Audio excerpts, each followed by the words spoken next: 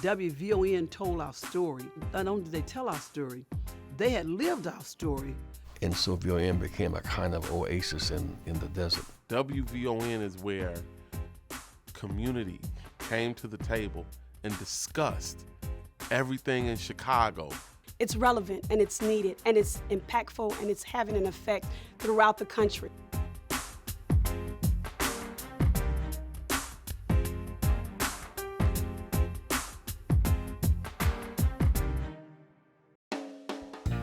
It was April 1963, and the civil rights movement was in full swing. In Chicago, the Great Migration had brought thousands of African Americans to the city in search of a better future. And in a storefront on South Michigan Avenue, two Polish immigrants, Leonard and Phil Chess, had created an empire of blues and R&B music. They had created Chess Records. It was huge. It was the home of Muddy Waters and Lil Howlin' Wolf and Etta James. But at that time, few radio stations played the music from the Chess label.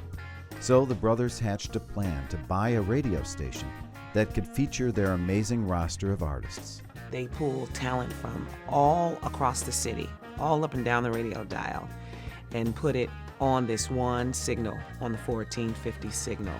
And that's how the station came to be, WVON, the voice of the Negro. Leonard Chess was a genius in picking artists, so when he got a hold of this radio station, he put that genius mind to work and made it the #1 radio station in the nation. There never has been anything like it. WVON 1450, only 1,000 watts in the daytime, 250 watts at night. We were the giant killer. And now from Good Guy Radio, WVON, it's the Lucky Cordell Show. I really think that it wasn't just for the music. I think Leonard was astute enough to realize that there was no voice in the black community. WVON was my first experience of music, and it was experience of what radio really was all about, you know, that you felt connected. There were two Chicagos, and this was my part of Chicago. And now from Good Guy Radio, WVON, it's the Herb Kent Show. We were the WVON good guys, not the bad guys, but the good guys. And they all had their own monikers. Ed Nassau Daddy Cook, Bill Butterball Crane, Purvis Spann the Blues Man, Herb Kent the Cool Gent, E. Rodney Jones the Mad Lad. As an all-black R&B station in Chicago, it caught on fire. It was the biggest thing that ever happened. And I remember, like, WLS called us. They said, "Who are you guys?" Because they looked at the Arbitron and they thought we were #1, and it knocked them out. But you couldn't hear the Temptations on those stations. You could not hear Diana Ross on those stations.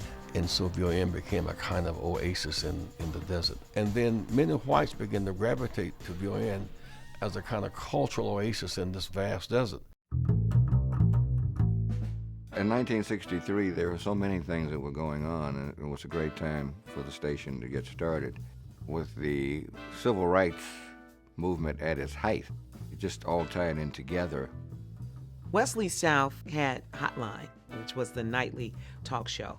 Dr. Martin Luther King came on the station several times. This is the Hotline. Dr. King? Yes. Don't you think that the main key to freedom for Negroes in Chicago lies in a larger involvement in political activity? Yes, I would absolutely agree with you. I don't think there's any one way to solve the problem, and because of the complexity of the problem, it means that we must use a diversified approach. It was very exciting whether we were here with him or listening to him on the radio, because people was raising questions to Dr. King about almost like, what you doing here? And they was antagonistic toward what Dr. King was doing, because we was shaking it up in Chicago, you know. People that listened to VON were very pleased that he would pick up the cause in Chicago and make it his national platform.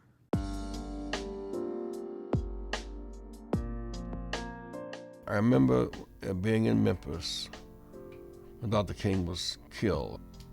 I was on the ground, he was on the balcony, and I ran to where he was, 3 or 4 of us, and I immediately called Mrs. King, said Dr. King has been shot.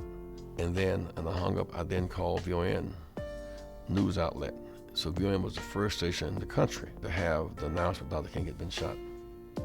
And Dr. King, we'd lost our source of hope, we'd lost our radiance, we'd lost our pillar of strength, and people just exploded. It was a time of just total chaos, not just in Chicago, but around the country. There was rioting on the west side. They were burning the whole west side down. I made a call, brought all the disc jockeys in, and for 24 hours, we asked our people not to do this in the name of Dr. King. And all we did was talk to people and tell them, please don't tear your stuff up. And we had gangs called in, the police called in, and ultimately we cooled that down. For 24 hours, we didn't go home. I mean, it was like we just rotated the disc jockeys. That was one of our most proud accomplishments. Over the years, WVON provided a critical forum for important voices in the African American community, including a Hyde Park congressman who heard destiny call his name. Many people believe that it was WVON that kind of sparked the Harold Washington movement.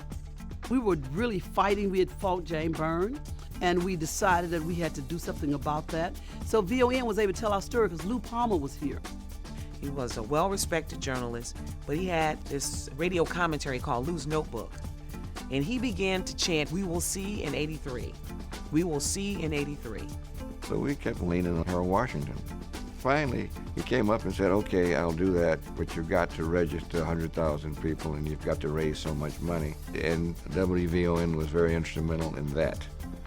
This community was on fire. Every house had a Washington poster in it. It was a movement that could not be stopped. Ladies and gentlemen, the next mayor of the city of Chicago. Wvon had the pulse. The minority station had his fingers on the pulse of the majority community. And so the key, in terms of outlet to Harold's winning was WVON. Because that's where we could talk about it, we could work through our contradictions, we could organize, we could mobilize.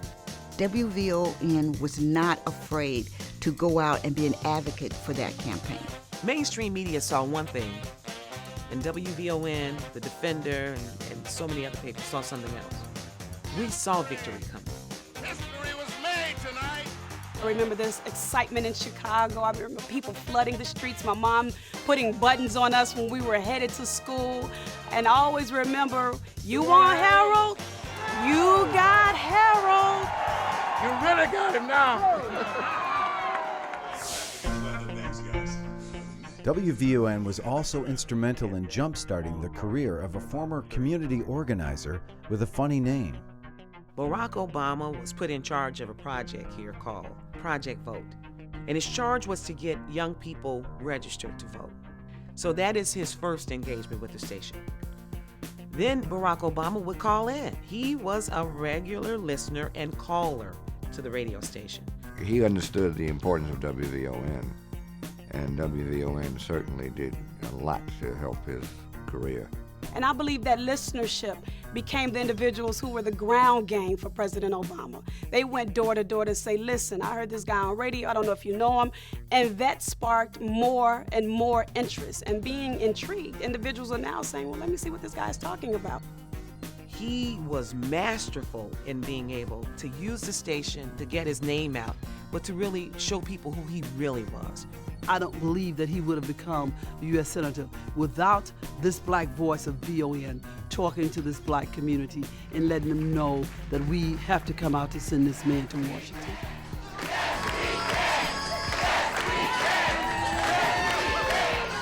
If you think he's a great president, he's a better talk show host. I always told him, hey, if this politics thing doesn't work out, buddy, you got a job right here. He was phenomenal. Good afternoon, it's 3:37. This is the Talk of Chicago, 1690 WVON. I'm Cliff Kelly, and WVON radio station is giving listeners and continues to give listeners an opportunity to talk about the issues that's relevant in their lives. And so the listeners feel like not only are they engaged, but they're also adding to the conversation in a very valuable way to bring about the change we desire. It takes its oath of radio seriously, of radio being something that serves community. When I think about the people who have passed through these doors, who have touched these microphones, who have become part of our legacy, I am amazed. I know that God is sitting on the roof of this place. This is his favorite radio station.